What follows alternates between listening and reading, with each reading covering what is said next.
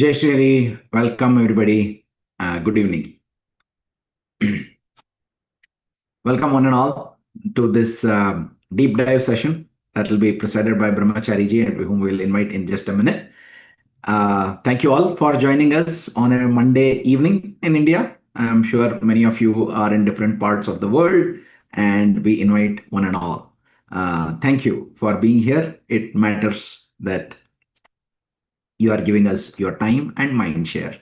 Very quickly, my name is Vikram Shastri, and I serve Vedic Sadhana Foundation, a tech-first non-profit founded by Sri Om Swamiji, with the vision of bringing Vedic practices via technology to all of our hands in our smart devices. If you are here, probably you are using our Tantra Sadhana app. If not, today is a good day to begin. So we have a very special deep dive session that will be presided by Brahmachari Parakh ji, who will be inviting and starting in a minute. And the aim is to understand and what is yajna and how do you perform a yajna and how can we perform a yajna in an app and take the same benefits. Without further ado, I thank you all for joining. We'll have a Q&A at the end of the session. So please, if you have any queries at the section of the Q&A, please ask away your question. Brahmachari ji, welcome. Jai Shri, over to you. Thank you so much, Vikram. Jai Shri. Welcome everyone. We'll start with the स्तुति first. पहले हम भगवान की स्तुति करेंगे, उसके बाद session में आगे बढ़ेंगे। तो हाथ जोड़कर, आंखें बंद कर भगवान का, देवी माँ का स्मरण करेंगे। ओम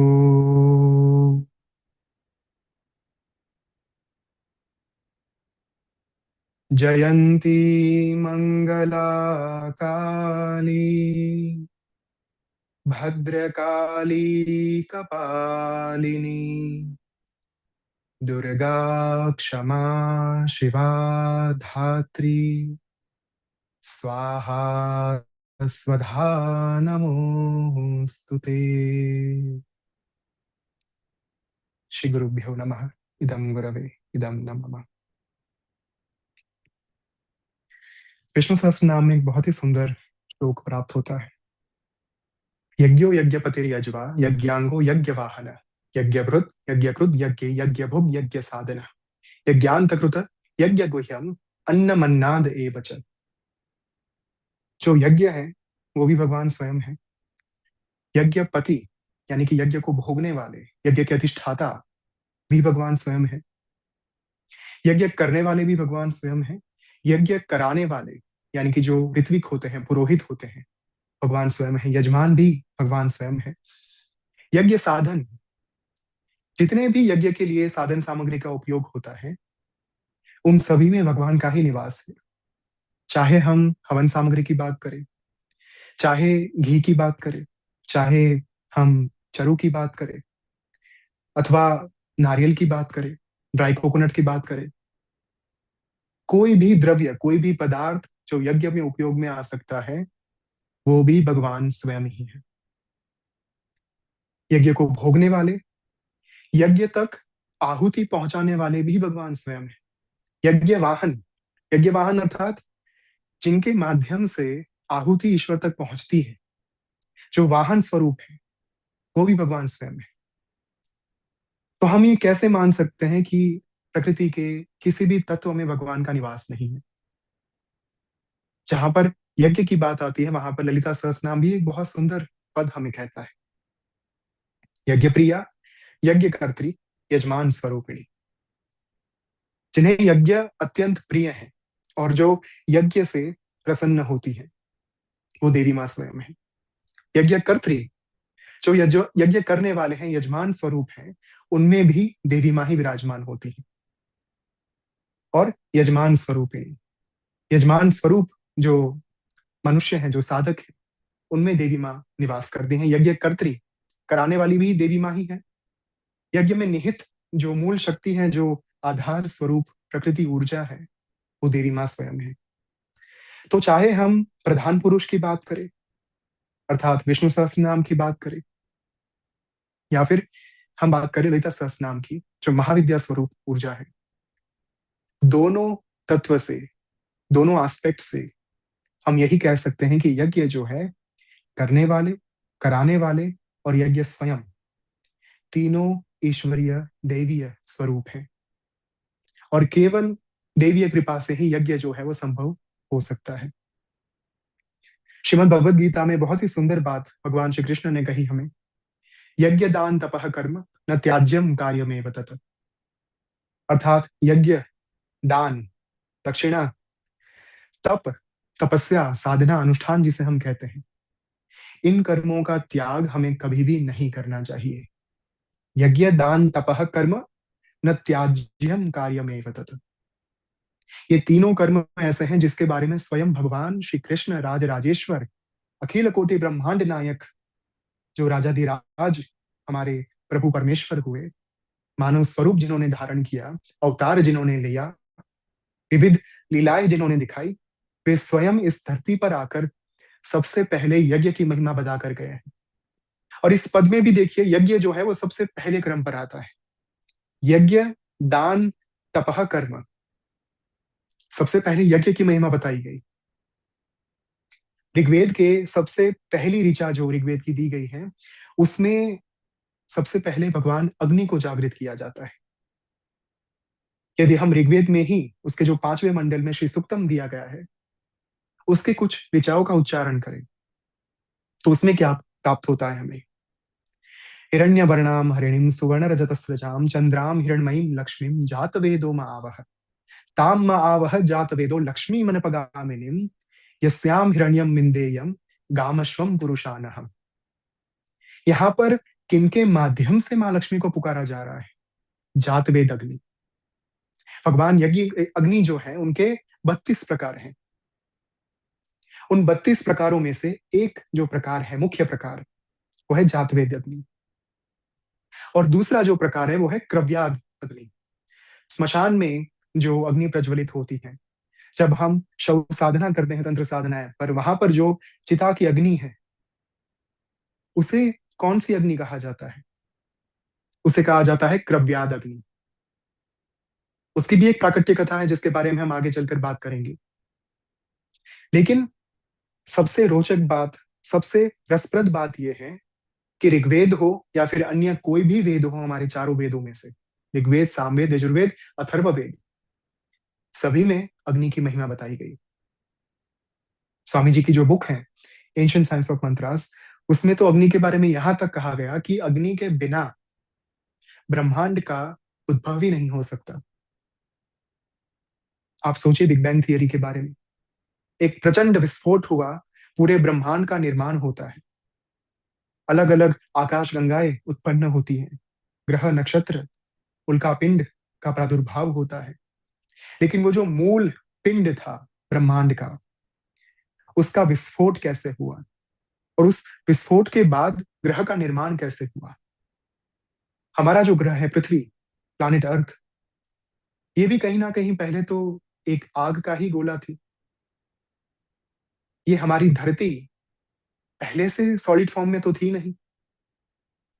ज्वालामुखी बनकर ये ग्रह जो है वो अपने आप में इकट्ठा होता गया, एक पिंड बना, और तब जाकर धीरे धीरे धीरे कालांतर में, बहुत हजारों वर्षों के बाद, वो जो अग्नि है वो शांत हुई, उसमें पानी का, जल का प्राकट्य होता है। और फिर उसके बाद धीरे धीरे जीव सृष्टि जो है, प्रकृति जो है, समस्त जीव सृष्टि का प्राकट्य उसके बाद ही हो सकता है। बहुत ही ध्यान देने लायक बात है, समझने लायक बात है। जब भी किसी भी जीव का निर्माण होता है प्रजनन कार्य के माध्यम से, तब सबसे पहले जो कामाग्नि है, काम रूपी अग्नि जो है, उसका प्रयोग होता है। प्रकृति और पुरुष साथ में मिलकर अपने काम बीज के माध्यम से संतति उत्पन्न करते हैं, अपने वंश को आगे बढ़ाते हैं। वो जो काम अग्नि ना हो तो वंश आगे ही ना बढ़े। एक बार बालक का प्राकट्य हो जाए, बालक गर्भ में पिंड धारण कर ले, उसके बाद जो मां की गर्भ की अग्नि है, वही उसका पालन पोषण करती है, वही उसका लालन पालन करती है, वही उसे 9 महीने वहां पर टिकाए रखती है। उसके बाद जब बालक मां की गर्भ से बाहर आए, संसार में उसका प्राकट्य हो, उस समय पर धीरे धीरे धीरे बालक जो है वो सबसे पहले भोजन ग्रहण करना शुरू करता है। पहले वो मां का दूध पीता है, फिर जल ग्रहण करना शुरू करता है, फिर सॉलिड फूड ग्रहण करना शुरू करता है, मील लेना शुरू करता है। तो वो जो भोजन है वो कहाँ हजम हो रहा है और किसके माध्यम से हो रहा है? जठराग्नि। अहम वैश्वानरो भूत्वा प्राणिनाम देहमाश्रितः। भगवान कृष्ण ने यहां पर भी कहा कि समस्त जीव सृष्टि में व्याप्त जो वैश्वानर अग्नि है, जो जठराग्नि है, वो मैं ही स्वयं हूं। अहम वैश्वानरो भूत्वा प्राणिनाम देहमाश्रितः। समस्त भूतलोक पर जितने भी प्राणी हैं, इस चराचर ब्रह्मांड में जितने भी प्राणी हैं, उन सभी प्राणी के जठर में भगवान ने कहा मेरा निवास है। तो बालक भोजन ग्रहण करता है, उस भोजन को पचाने के लिए जठराग्नि जो है वो अपना कार्य करती है। तत्पश्चात जो शरीर की अग्नि है, उसकी वजह से बालक की आयु बढ़ती है, उसका विकास होता है, उसकी वृद्धि होती है, उसकी उम्र बढ़ती है और वो बड़ा होता है। धीरे धीरे वो अपने सारे कार्य करता है जीवन के, वो अपना खुद का संसार, अपना खुद का जीवन जो है वो बसाता है, अपना खुद का परिवार बसाता है। फिर से वही चक्र जो है उसका पुनरावर्तन होता है। उसकी अपनी कामाग्नि के माध्यम से वो फिर से अपने वंश का आगे जो है संचालन करता है, आगे बढ़ाता है और अंततः अंतिम काल में स्मशान की अग्नि से, अग्निदाह के माध्यम से, अंतिम संस्कार के माध्यम से वो फिर से एक बार अग्नि में ही सम्मिलित हो जाता है। तो पूरा संसार यदि आप ध्यान से देखें तो यज्ञ हो रहा है, महायज्ञ हो रहा है। ललिता सहस्रनाम में कहा गया महायाग क्रमाराध्या महाभैरव पूजिता। जो महायज्ञ प्रज्वलित है देवी माँ का, उनका महायज्ञ करने के लिए कहीं ना कहीं प्रत्येक इंसान को अपना शुद्धिकरण करना पड़ता है। एक क्रम से उनकी आराधना होती है। तंत्र साधना ऐप की बात करें, महाविद्याओं की बात करें, 10 महाविद्याओं की बात करें, right from the beginning Mahakali से लेकर देवी माँ कमलात्मिका तक, क्रम से ही उनकी आराधना हो सकती है। क्रम आराध्या, उनके क्रम का सबसे अधिक महत्व शास्त्र ने बताया। और ये आराधना कैसे हो सकती है, ये क्रम आराधना कैसे हो सकती है? महायाग के माध्यम से। अब देखिए यहां पर केवल फिजिकल फॉर्म में यज्ञ की बात नहीं हो रही। जीवन का प्रत्येक कार्य जब यज्ञ स्वरूप हो जाए, तब देवी माँ आपके अंतर मन में अंतर्निहित हो जाती है, हमेशा हमेशा के लिए, सदा काल के लिए, चिरकाल के लिए। इसीलिए कहा गया महायाग क्रमाराध्य। आप सांस ले रहे हैं, उसमें भी यदि देवी माँ का स्मरण हो, प्रत्येक श्वास के साथ यदि आप देवी माँ को याद करना, उनका स्मरण करना आरंभ कर दे, तो आपके श्वास भी यज्ञ हो जाएंगे।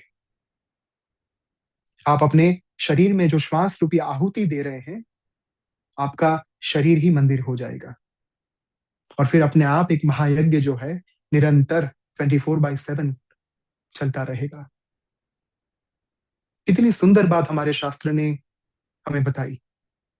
हमारे ऋषि मुनियों का अवलोकन देखिए, आप ऑब्जर्वेशन देखिए। उन्होंने राइट फ्रॉम द बिगिनिंग, पहली क्षण, जो जीवन की पहली क्षण होती है, कामाग्नि से बालक का उत्पन्न होना, वहां से लेकर जीवन के अंतिम क्षण तक, अर्थात अंतिम संस्कार तक, उन्होंने ये देख लिया कि अग्नि के बिना एक मनुष्य जो है उसका जीवन चल ही नहीं सकता। यदि उसे अपने जीवन में कोई कार्य भी करना है, कुछ अचीव भी करना है, कुछ सफलता भी प्राप्त करनी है किसी भी क्षेत्र में, तो अंतर मन में इच्छा रूपी अग्नि होनी चाहिए।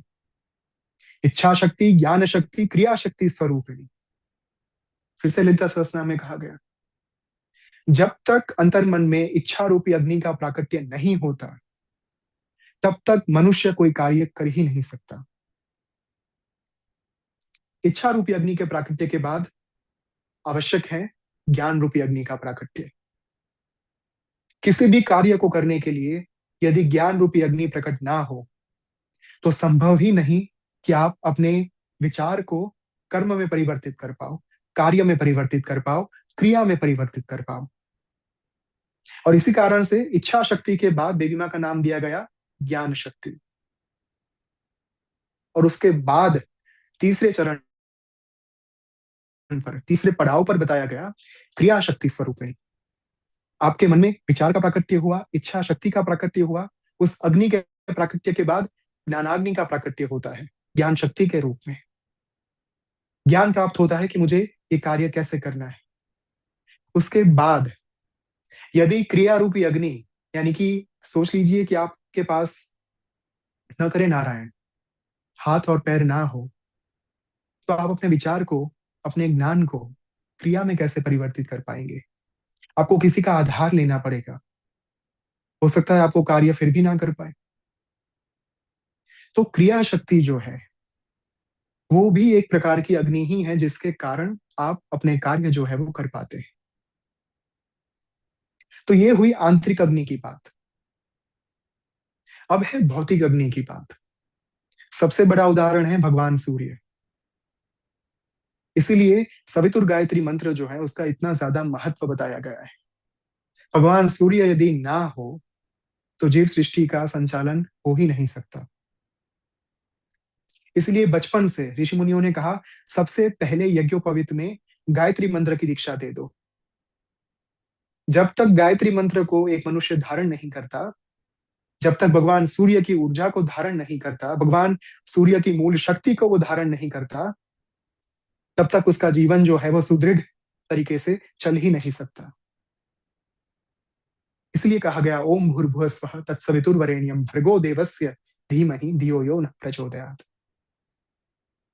मुझे भगवान सूर्य के समान महाज्ञान की प्राप्ति कराओ, महातेज की प्राप्ति कराओ। ये देवी मां मैं आपसे प्रार्थना करता हूं। ये भी वेदों का ही मंत्र है।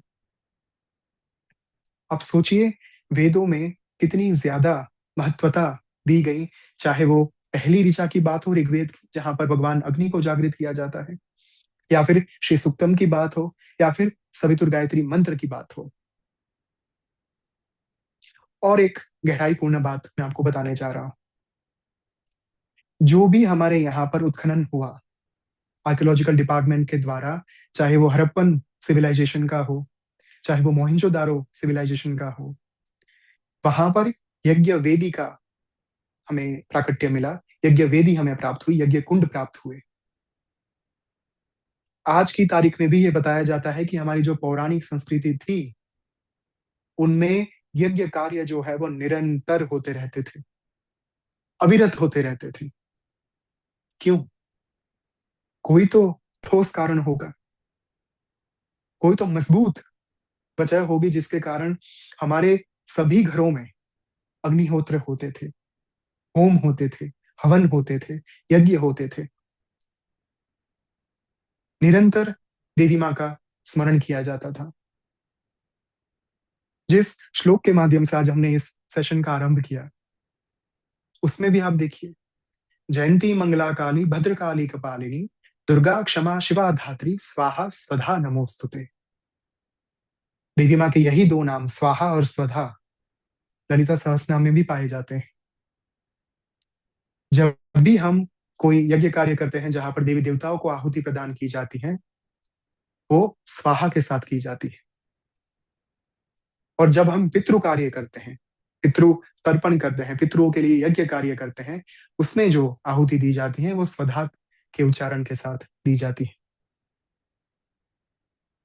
तो निरंतर सभी संस्कृतियों में, सभी हमारे पौराणिक कालीन जो स्क्रिप्चर्स हैं, जो ग्रंथ हैं, जो शास्त्र हैं, जो वेद हैं, उनमें इनकी उपासना अग्नि के माध्यम से करने की महत्वता बताई गई।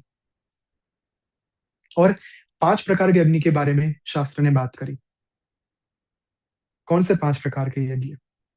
भूत यज्ञ, मनुष्य यज्ञ, पितृ यज्ञ, देव यज्ञ, ब्रह्म यज्ञ। सबसे पहले तो यज्ञ शब्द का अर्थ जानना जरूरी है। कोई तो अर्थ होगा जिसके कारण हम यज्ञ को यज्ञ कहते हैं। ऐसे ही हमारे ऋषि मुनियों ने किसी भी कार्य को नाम नहीं दे दिया था। जो कार्य वर्तमान क्षण के सत्य को जानने के लिए किया जाए, वर्तमान क्षण का जो एक अर्थ है वो है यज्ञ के साथ जुड़ा हुआ है। वर्तमान क्षण का सत्य, यज्ञ जो है वो ज्ञान के साथ जुड़ा हुआ है। वर्तमान क्षण के ज्ञान को जानने के लिए, वर्तमान क्षण का ज्ञान धारण करने के लिए, वर्तमान क्षण के सत्य को पहचानने के लिए, उससे रूबरू होने के लिए जो कार्य किया जाता है वो है यज्ञ। कैसे, क्यों ये कहा गया कि वर्तमान क्षण के सत्य को जानने के लिए कार्य किया जाता है? आप यज्ञ कार्य को ही देख लीजिए। जब भी हम यज्ञ करते हैं, सबसे पहले हम उसमें समिधा रखते हैं। समिधा का एक व्यवस्थापन होने के बाद उसमें अग्नि प्रज्वलित की जाती। उसके बाद धीरे धीरे सबसे पहले घी की आहुति दी जाती है ताकि यज्ञ जो है वो बराबर तरीके से प्रज्वलित हो। घी की आहुति के बाद हम मूल आहुति हवन सामग्री के साथ शुरू करते हैं। हवन सामग्री की आहुति शुरू हो जाए उसके बाद अलग अलग मंत्रों की आहुति हम देना शुरू करते हैं। उसके बाद अंत में आती है पूर्णाहुति, the final offering. Final offering के बाद कभी भी यज्ञ कार्य में स्वाहा के साथ कोई आहुति नहीं दी जाती।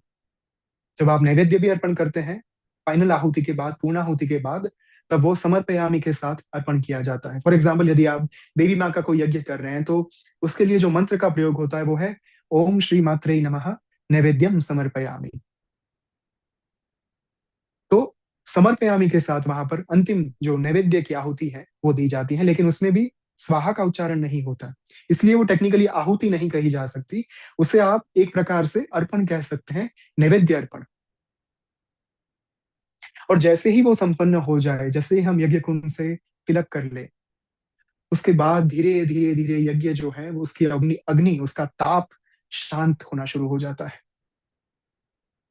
और एक समय पर सब कुछ राख हो जाता है। ये पूरा क्रम देखिए, ये क्रम हमें क्या स्मरण कराता है।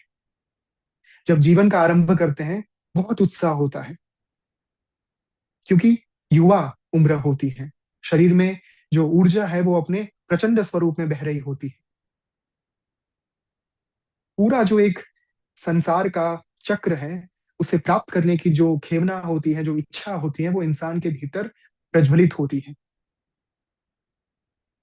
उसके शरीर के सारे जो अंग हैं वो एकदम बराबर तरीके से काम करते हैं, ठीक तरीके से काम करते हैं, उसमें कोई कमी नहीं होती। एक युवा इंसान जो है पूरी ऊर्जा के साथ भरा हुआ होता है। तो समिधा का पहले उस तरीके से प्राकट्य करना, समिधा का व्यवस्थापन करना, वहां पर उसको बराबर से सेट करना, वो हमारी जीवन की शुरुआती अवस्था को दिखाता है। उसके बाद जब अग्नि प्रज्वलित होती है, उसका एक संकेत है कि हम इच्छा रूपी अग्नि को प्रकट कर रहे हैं अपने जीवन में कोई कार्य को संपन्न करने के लिए। कुछ हमें प्राप्त करना है, कुछ अचीव करना है, कोई हमारे ध्येय है, कोई हमारे गोल्स हैं, उसे हमें पूरे करने हैं। कैसे करेंगे? तो वो जो अग्नि का प्राकट्य हम वहां पर कर रहे हैं, उसका एक प्रतीकात्मक स्वरूप ये है, एक समझ ये है, उसका अर्थ ये है कि हम अपने भीतर इच्छा रूपी अग्नि का प्राकट्य कर अपने जीवन को जीना शुरू कर रहे हैं। बचपन में है तो हमें खिलौने चाहिए, वो भी एक इच्छा रूपी अग्नि ही हुई, खिलौने की इच्छा हमारे भीतर प्रकट हुई। हमें भोजन चाहिए, वो भी इच्छा प्रकट हुई। तो अग्नि का हमने प्राकट्य कर लिया।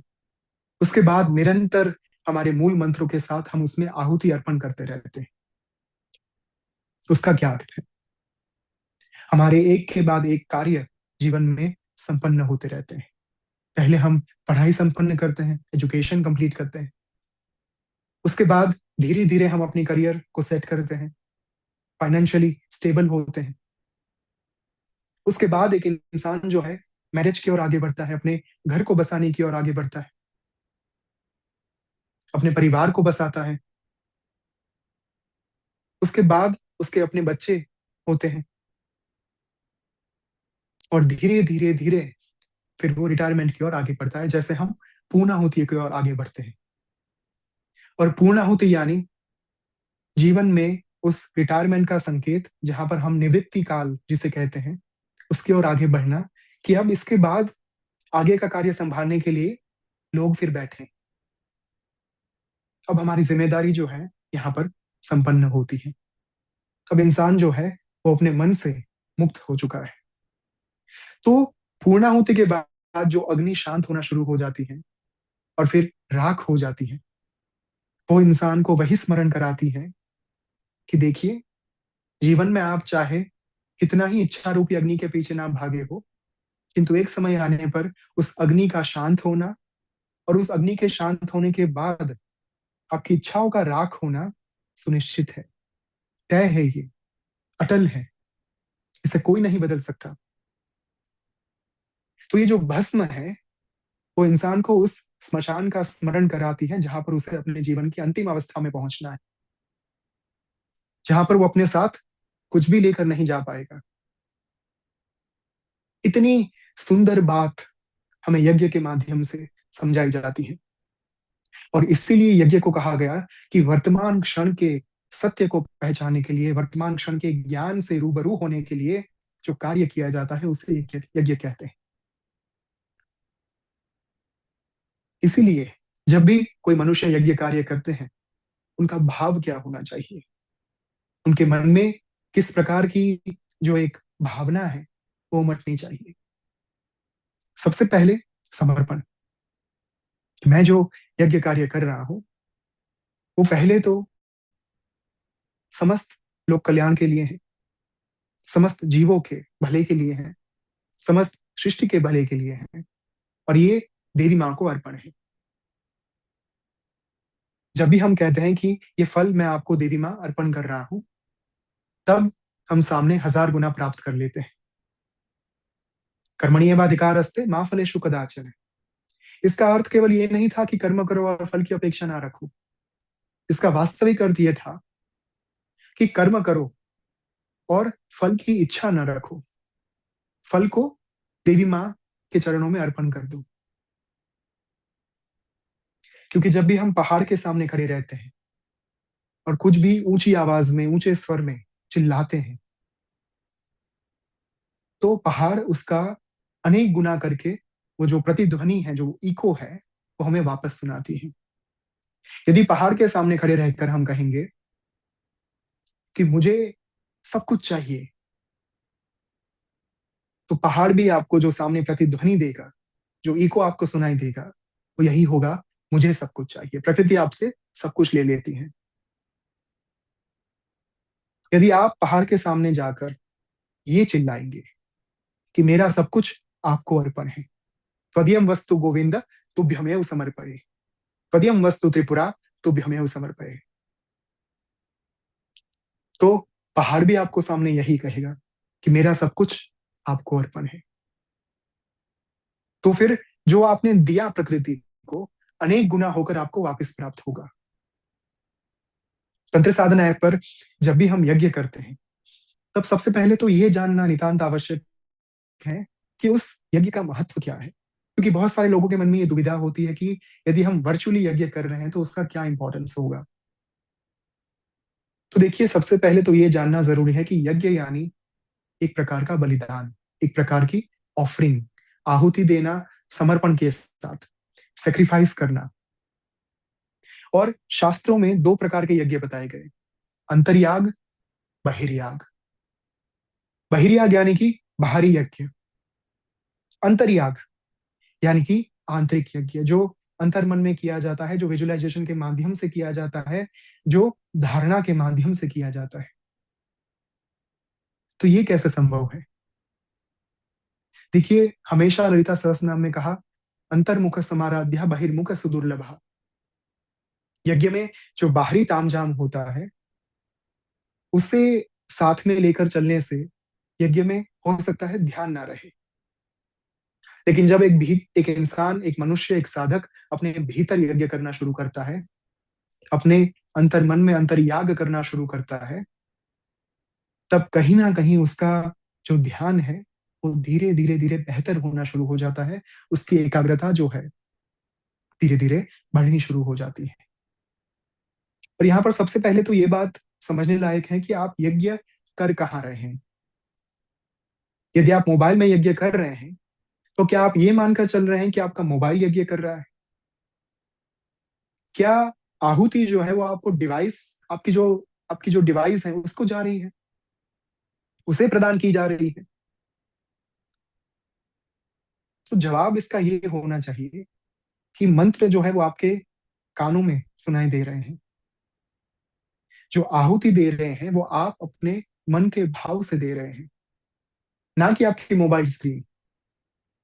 तो जब भी मन में ये दुविधा हो कि मोबाइल पर या फिर कोई भी डिवाइस पर किया जाने वाला यज्ञ कितना सार्थक साबित होता है, तो हमेशा अपने आप को ये प्रश्न अवश्य पूछिएगा कि यज्ञ कर कौन रहा है, आप या फिर आपका मोबाइल, आपकी मोबाइल की स्क्रीन? और इस प्रश्न का जो उत्तर मिलेगा ना, उसी से आपकी मन की दुविधा और संशय जो है वो शांत हो जाएगा।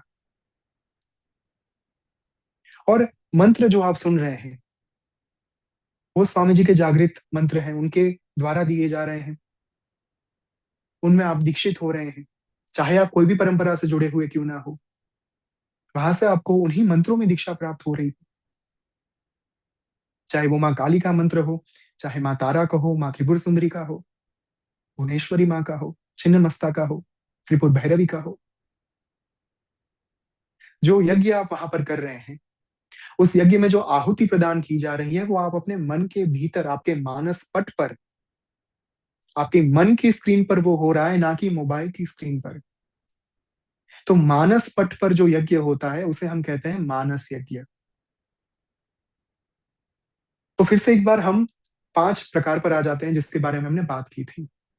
मनुष्य यज्ञ, सबसे पहले भूत यज्ञ। तो जब भी आप प्रकृति में किसी भी पशु पंछी को किसी भी प्रकार का भोजन देते हैं तो वो भूत यज्ञ है। जब भी आप प्रकृति के रिसोर्सेस का, प्रकृति के संसाधनों का विवेकपूर्ण उपयोग करते हैं, चाहे वो इलेक्ट्रिसिटी हो, चाहे वो जल का उपयोग हो, चाहे वो धातु का उपयोग हो, खनिज का उपयोग हो, कोई भी मेटल जो आप यूज कर रहे हैं उसका भी कहीं ना कहीं तो वो पृथ्वी से ही आ रही है, प्रकृति से ही आ रही है। तो वो प्राकृतिक संसाधन हुए। जब भी प्राकृतिक संसाधनों का विवेकपूर्ण तरीके से, मर्यादापूर्ण तरीके से उपयोग किया जाता है, थोड़ा सा ये सोचकर कि ये केवल हमारे लिए नहीं है, ये पूरे विश्व के लिए है, ये आने वाली पीढ़ी के लिए भी है, तब वो भूत यज्ञ हो जाता है। उसके बाद मनुष्य यज्ञ। जब भी आप किसी निराधार व्यक्ति को, किसी वृद्ध व्यक्ति को, किसी बालक को, किसी गरीब को भोजन कराते हैं, मनुष्य यज्ञ है वो। जब भी आप अपने घर पर आने वाले अतिथि का सत्कार करते हैं, साधु संतों की सेवा करते हैं, वो है मनुष्य यज्ञ। मनुष्य के भीतर देवी माँ को देखने की जो क्षमता है, जो सामर्थ्य है, यदि आप उसे डेवलप कर रहे हैं तो कहीं ना कहीं आप यज्ञ ही कर रहे हैं, मनुष्य यज्ञ के स्वरूप में। तो हमेशा हमारे शास्त्रों ने कहा कि प्रत्येक मनुष्य में दैवीय शक्ति का निवास है, प्रत्येक मनुष्य ईश्वर का स्वरूप है। प्रत्येक मनुष्य में चाहे कितनी ही बुराई क्यों ना हो, कुछ ना कुछ अच्छाई जरूर होती है। और वो जो अच्छाई है, वो जो एक भलाई की भावना है उनके भीतर, कहीं ना कहीं वो ईश्वर का ही स्वरूप है। उसके बाद पितृयज्ञ।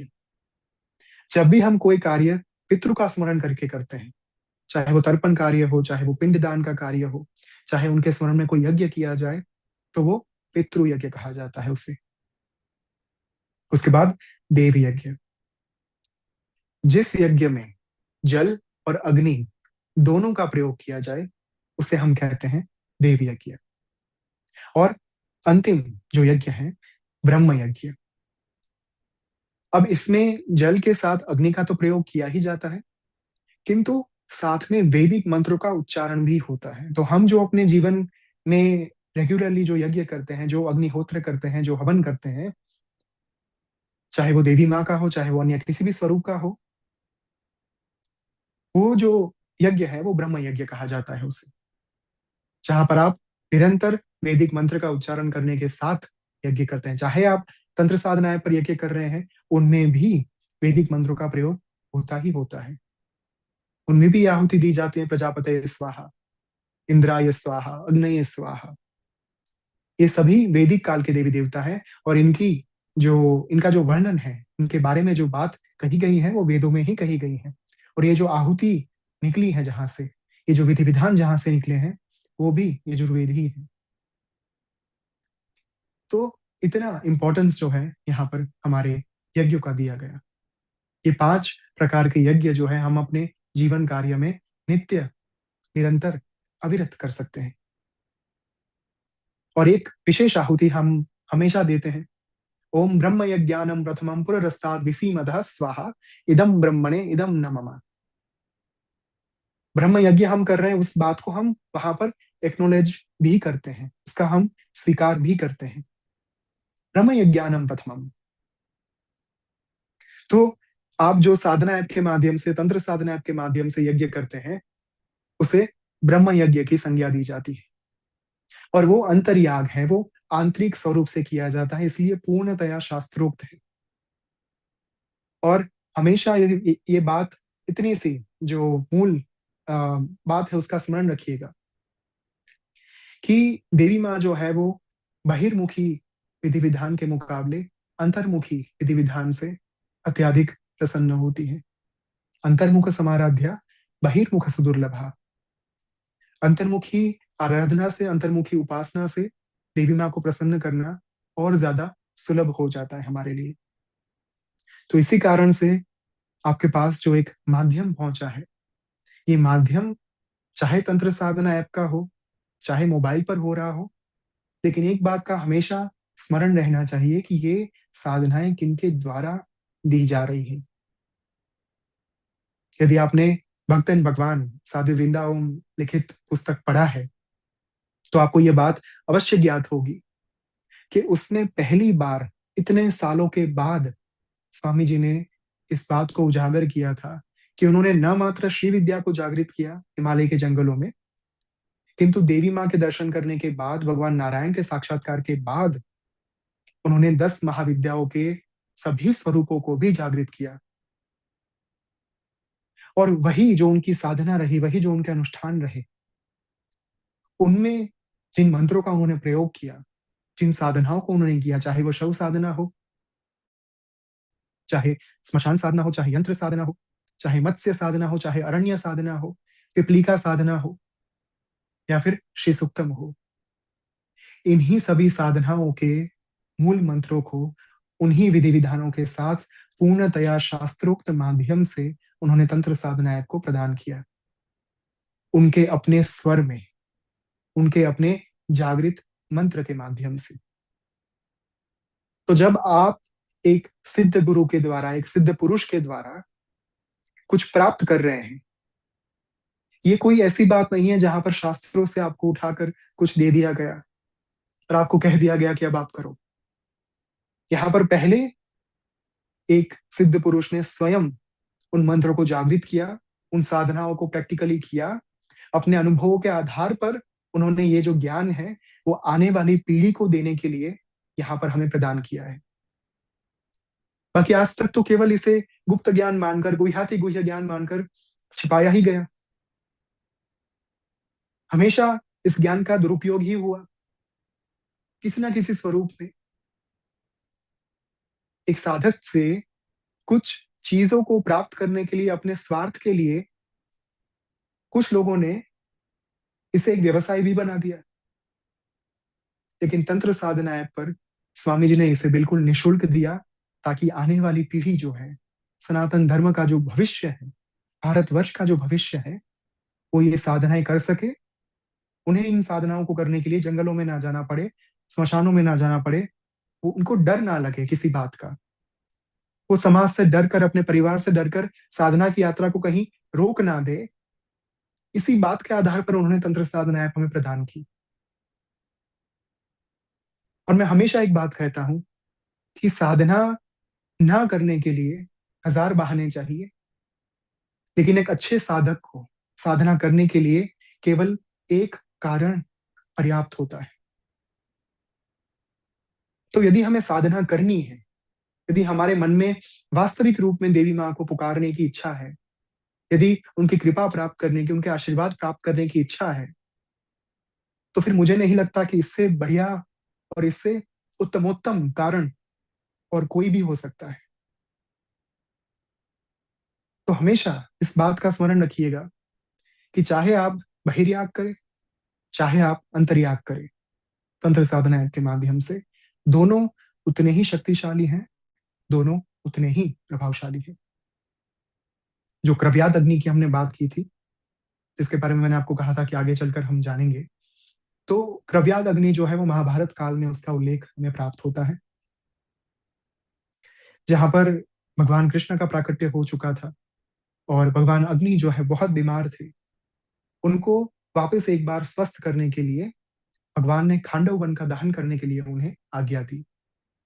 और खांडव वन का दहन करते वक्त जो वहां के हिंसक मांस भक्षी पशु प्राणी का संहार हुआ अग्निदेव के माध्यम से, वो जो अग्नि प्रकट हुई वो थी क्रव्याद अग्नि।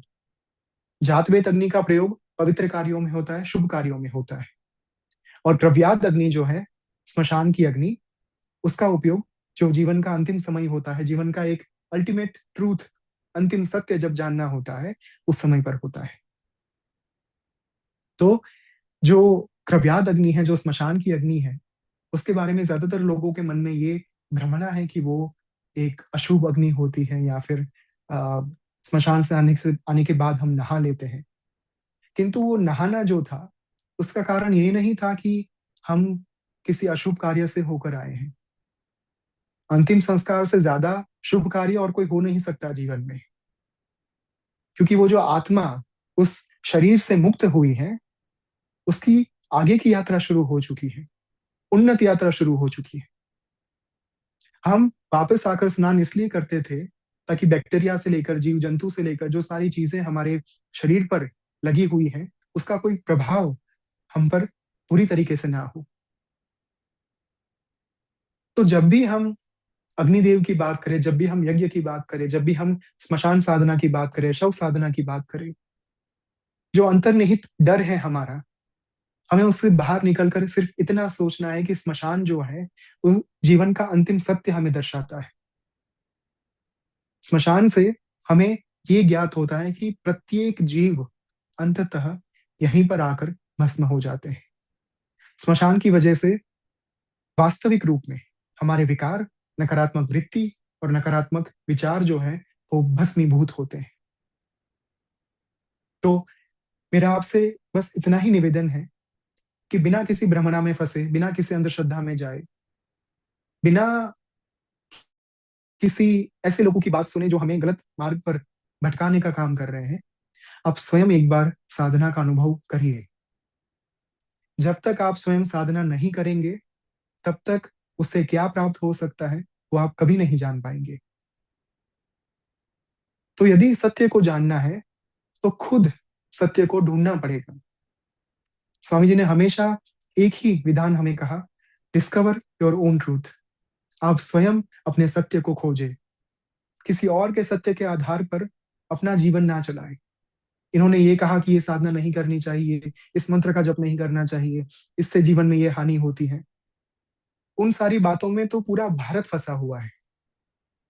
आप यदि यहाँ पर आज मुझे सुन रहे हैं, यहाँ पर आप जुड़े हैं, तो कहीं ना कहीं उस चाह के साथ जुड़े हैं कि हम अपने जीवन में कुछ बदलाव लाना चाहते हैं, कुछ परिवर्तन लाना चाहते हैं।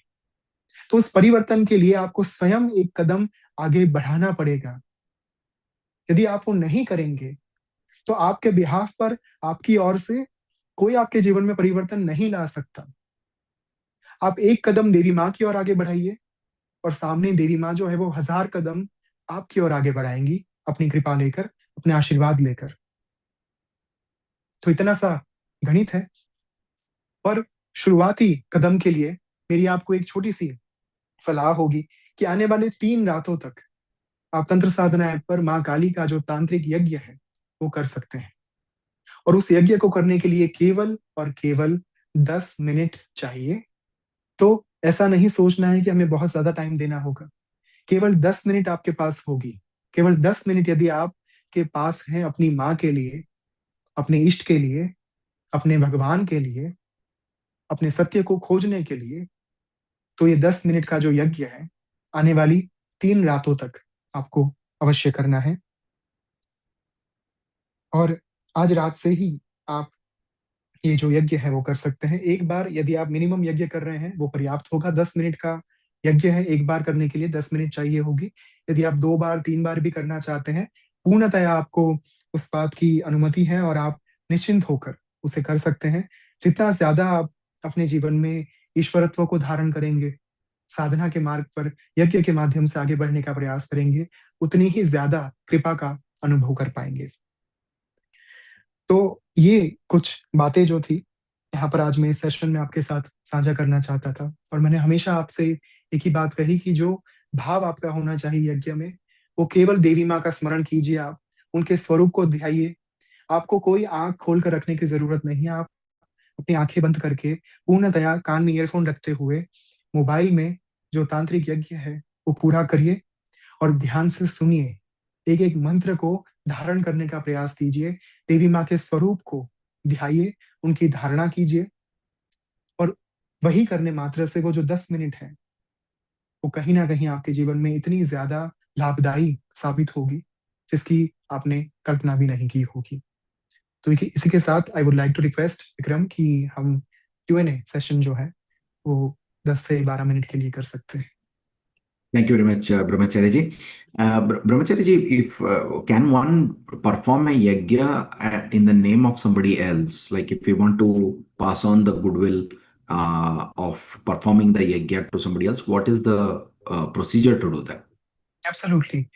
देखिए, यज्ञ में हमेशा संकल्प का एक कॉन्सेप्ट होता है। जहां पर भी आप मान लीजिए तंत्र साधना ऐप पर यज्ञ कर रहे हैं, तो माँ काली का वो तांत्रिक यज्ञ करने से पहले आप मन में जिस भी व्यक्ति के लिए संकल्प लेना चाहते हैं, जिस भी व्यक्ति का भला चाहते हैं, जिसके जीवन में आप परिवर्तन लाना चाहते हैं, अब बस देवी माँ को उतना कहिए कि मेरा जो ये यज्ञ मैं करने जा रहा हूँ, ये पूर्णतया इस व्यक्ति को समर्पित होगा।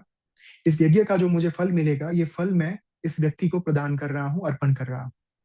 तो जब आप यज्ञ शुरू करें आज रात से या फिर कल से, तो आप यज्ञ शुरू करने से पहले ही उस व्यक्ति का नाम लेकर देवी माँ को कह सकते हैं कि मेरा संकल्प है कि ये यज्ञ मैं इनको इस कार्य के लिए, इनका ये भला हो, इस उद्देश्य के साथ मैं अर्पण कर रहा हूँ।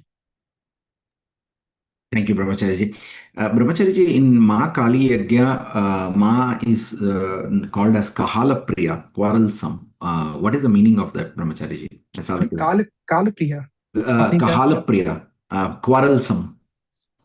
ओके। सो देखिए, जीवन का एक बहुत ही सुंदर तत्व है। पूरा जीवन जो है वो इंसान या तो आंतरिक युद्ध करते हुए निकालता है या तो फिर बाह्य युद्ध करते हुए निकालता है।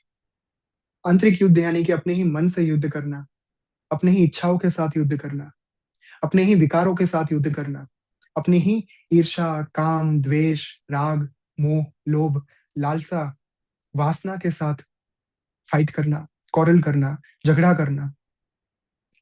और बाहरी झगड़े संसार के साथ, चाहे वो पारिवारिक झगड़े हो, चाहे वो हमारे वर्क प्लेस पर कोई झगड़े हो, व्यावसायिक हमारे कोई झगड़े हो, तो हमेशा ये जो झगड़े हैं, ये जो कहीं ना कहीं कलह है, ये कलह का मूल कहाँ पर है? हमारी अपनी वृत्ति, हमारे अपने विकार, हमारा अपना मन। तो यदि वही हमने देवी माँ को समर्पित कर दिया, तो वो जो कलह प्रिया है, वो जो झगड़े हैं, वो कहीं ना कहीं शांति में परिवर्तित हो जाते हैं। और फिर धीरे धीरे धीरे माँ उन सारे जो झगड़े हैं, सारे जो आंतरिक युद्ध हैं, सारे जो बाह्य युद्ध हैं, उन्हें स्वयं स्वीकार कर आपको मुक्ति के मार्ग पर आगे लेकर जाती है। तंत्र का जो मार्ग है मुक्ति का मार्ग है। वहां पर ये नहीं सोचा जाता कि मेरे विकार हैं, मेरी वृत्तियां हैं, मैं अशुद्ध हूं इसलिए देवी माँ की पूजा नहीं कर सकता। यहाँ पर हम देवी माँ को कहते हैं कि मैं जानता हूं मैं अशुद्ध हूं, मैं जानता हूं मैं अपवित्र हूं, मेरे भीतर अनेक विकार हैं, अनेक नकारात्मक वृत्तियां हैं, किंतु मैं ये भी जानता हूं कि आप सक्षम हैं, सामर्थ्यवान हैं, राजराजेश्वरी हैं। मेरी इन सभी वृत्तियों को शांत कर एक दिन आप मुझे ये अवसर अवश्य देंगे कि मैं निरंतर शुद्धोत्तम अवस्था में आपकी प्राप्ति कर पाओ। तो कला प्रिया कहीं ना कहीं देवी माँ का वो नाम हमें ये दर्शाता है कि जीवन में जो सारे कले होते हैं, जो सारे युद्ध होते हैं, आंतरिक युद्ध हो या फिर बाह्य युद्ध हो, कैसे देवी माँ उन्हें स्वयं स्वीकार कर, अपने अपने को प्रिय कर, उन कलह को स्वयं स्वीकार कर हमारे जीवन से कलह को दूर कर देती हैं और हमेशा हमेशा के लिए उन युद्धों से हमारी मुक्ति कर देती है। Thank you, Brahmacharya ji. If somebody is performing the yajna fairly regularly, but there is not as much of bhav yet, does it still count? Does it still matter? देखिए, ये यात्रा है, चरई वेती हमारे शास्त्रों ने कहा, चलते रहिए, एक ना एक दिन मंजिल तक अवश्य पहुंच जाएंगे। तो हमेशा इतना ही स्मरण रखना है कि सभी साधनाओं में सभी समय पर भाव नहीं आएगा। मन जो है, मरकट की संज्ञा दी गई, बंदर की संज्ञा दी गई इसे। तो मन का काम है उछल कूद करना, भाव में ना रहना, प्रेम ना करना देवी माँ को। आप उन्हें अपना काम करने दीजिए। आप स्वयं को सिर्फ इतना ही कहिए कि मेरा कार्य है, मेरा संकल्प है कि मैं इतने समय तक, 10 मिनट तक, 12 मिनट तक, 15 मिनट तक देवी माँ को पुकारने वाला हूं। उसमें से अगर 10 सेकंड के लिए भी मेरे भीतर भाव का प्राकट्य हो रहा है, मेरे लिए पर्याप्त है। मैं कल कोशिश करूंगा 12 सेकंड वो भाव जो है मेरे भीतर विद्यमान रहे। परसों में कोशिश करूंगा कि 30 सेकंड के लिए विद्यमान रहे। तो धीरे धीरे धीरे समय के साथ आप अपने आप में, अपने भीतर उस परिवर्तन को देखेंगे कि कहां पर पहले आप कुछ सेकंड्स के लिए भाव में रह पाते थे, देवी माँ के प्रति उस प्रेम का, उस समर्पण का अनुभव कर पाते थे, भक्ति का अनुभव कर पाते थे। और धीरे धीरे कैसे आप समय के साथ 6 महीने, 8 महीने, 1 साल के बाद अब आप 5 मिनट के लिए, 10 मिनट के लिए देवी माँ को प्रेम कर सकते हैं, वो भाव में स्थित रह सकते हैं। तो it's a journey, it's a process. तो ये जो ग्रेजुअली होने वाली प्रक्रिया है, इसे समय दीजिए, पूर्णतया धीरज के साथ आगे बढ़िए। अपने आप को बिल्कुल भी अपने मन को बोझ में मत डालिए। जितना हो सके, जैसे हो सके, बस साधना करते रहिए, निरंतर करते रहिए, क्योंकि डिसिप्लिन जो है ना, उससे बड़ा टीचर और कोई नहीं हो सकता। जितनी ज्यादा डिसिप्लिन होगी, कंसिस्टेंसी होगी, उतना ज्यादा भाव जो है वो धीरे धीरे धीरे उसमें वृद्धि होगी, वो बढ़ता जाएगा समय के साथ। तो just go with the time, just go with the flow, and धीरे धीरे आप अपने आप में परिवर्तन अवश्य देखेंगे। Thank you, Brahmacharya ji. A sadhak is asking if they have received a Ma Kali mantra in their dreams. Is it something safe for them to chant it in real life? देखिए, यदि ये मंत्र जो है वो शास्त्रोक्त है, यदि ये मंत्र या तो हमारे जो 3 तंत्र शास्त्र है मूल, तंत्र राज तंत्र, महानिर्वाण तंत्र, रुद्रयामलम तंत्र, यदि उसमें दिया गया है, या फिर मंत्र महानव में है, मंत्र महोदधि में है, तो फिर आप उसके ऊपर विश्वास कर सकते हैं। आप उसका जप करके कोशिश कर सकते हैं एक बार उस मंत्र को जांचने की कि ये मंत्र वास्तव में मेरे लिए लाभदायी है या नहीं। यदि वो स्वप्न आपको बार बार आए, तब आप उसके ऊपर पूर्णतया विश्वास कर सकते हैं, क्योंकि कभी भी स्वप्न के ऊपर एक बार वो स्वप्न आ गया, विश्वास नहीं करना चाहिए। यदि वो स्वप्न वास्तविक तौर पर देवी माँ के द्वारा दिया गया है, तो धीरज रखिए, थोड़ी सी प्रतीक्षा कीजिए, दूसरी बार वो स्वप्न जरूर आएगा और किसी ना किसी स्वरूप में वो मंत्र आपको फिर से एक बार प्राप्त होगा। तो यदि वो शास्त्रोक्त है, तो उस मंत्र को जपिए, या फिर वो जो स्वप्न है वो आपको कम से कम 2, 3, 4 बार आए, तब जाकर उस मंत्र का आप विश्वास कीजिए और उसे आप जपना शुरू कर सकते हैं। Thank you, Brahmacharya ji. What sadhaks are asking, what is the preferred time to perform the yajna on the app, Brahmacharya ji? तो यज्ञ संपन्न करने के लिए, यज्ञ करने के लिए तंत्र साधना ऐप पर आप किसी भी समय का चुनाव कर सकते हैं, चाहे वो अर्ली मॉर्निंग हो, चाहे वो दोपहर हो, चाहे वो शाम हो या फिर रात हो। लेकिन जहां पर तांत्रिक यज्ञ की बात आती है, वहां पर सूर्यास्त के बाद, सनसेट के बाद यदि कोई यज्ञ किया जाए, तो वो अत्यधिक फल देता है। फल हमेशा देगा वो यज्ञ, वो जो प्रक्रिया होगी, जो विधि विधान होंगे, लेकिन सूर्यास्त के बाद किया जाने वाला यज्ञ जो है, तांत्रिक यज्ञ, वो अत्यधिक फल देता है।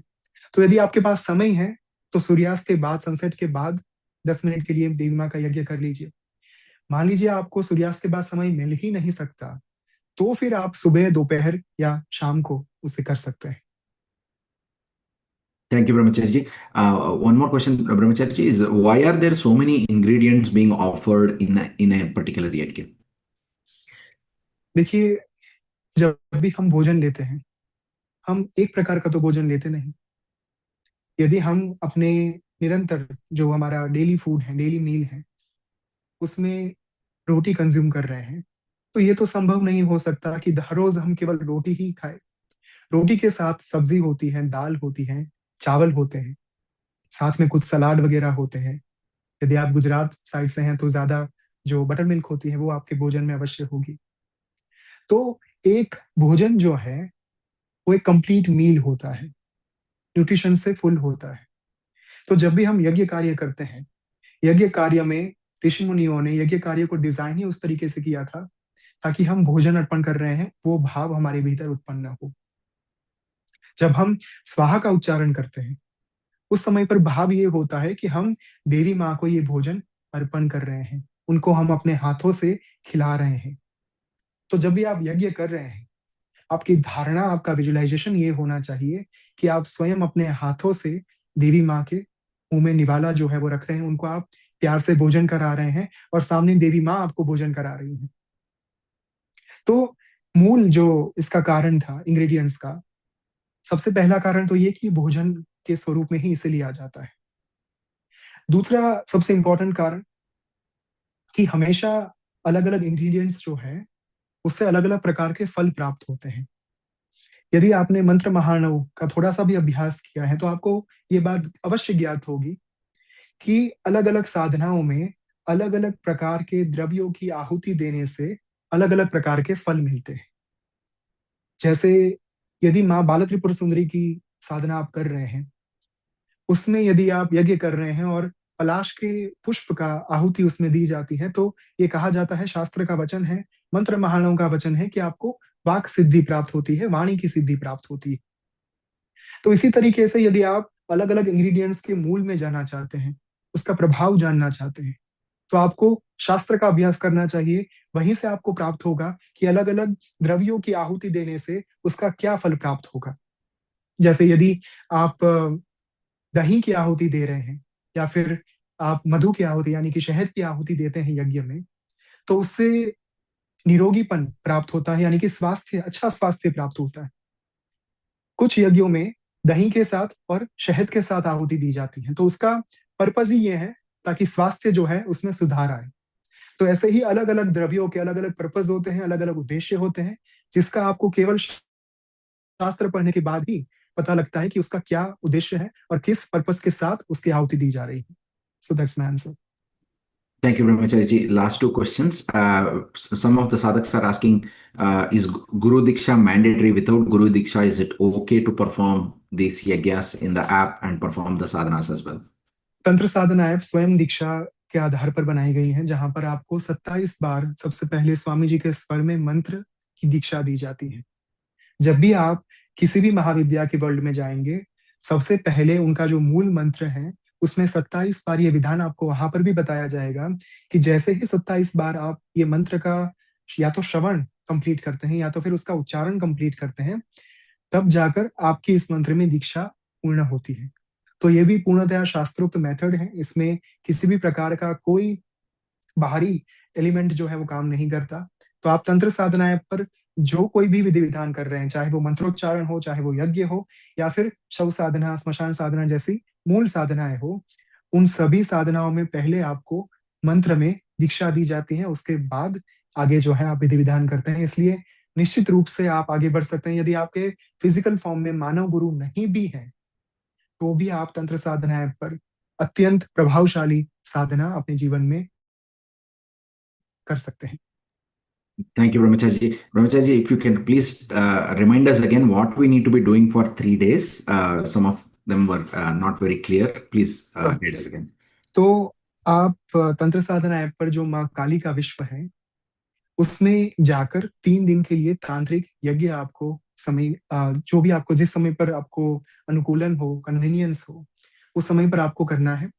ये जो तांत्रिक यज्ञ है माँ काली का, उसे करने के लिए 10 मिनट का समय लगेगा, कुल मिलाकर एक बार का सिर्फ करने के लिए। यदि आप 2 बार 3 बार भी करना चाहते हैं, पूरे दिन में अलग अलग समय पर करना चाहते हैं, मान लीजिए आपने सुबह एक बार कर लिया, दोपहर को एक बार कर लिया, शाम को एक बार कर लिया और रात को सोने से पहले एक बार कर लिया, तो कुल मिलाकर 4 बार भी आप यज्ञ कर सकते हैं। उससे ज्यादा भी यदि आपको समय मिल रहा है पूरे दिवस में, तो कभी भी आप इसे कर सकते हैं। मूल इतना ही है कि आप देवी माँ काली की कृपा का अनुभव करें, तांत्रिक यज्ञ के माध्यम से करें, आने वाले 3 दिन के लिए करें। Thank you so much, Brahmachari ji. Thank you so much for all the details that you have shared with us. And thank you for your time and patience and your guidance.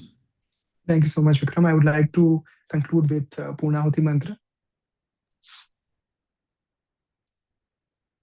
Om Purnamadaha Purnamidam Purnat Purnamudachyate Purnasya Purnamadaya Purnamevavashishyate. Hari Om Tat Sat. Hari Om Tat Sat. Hari Om Tat Sat. Thank you so much.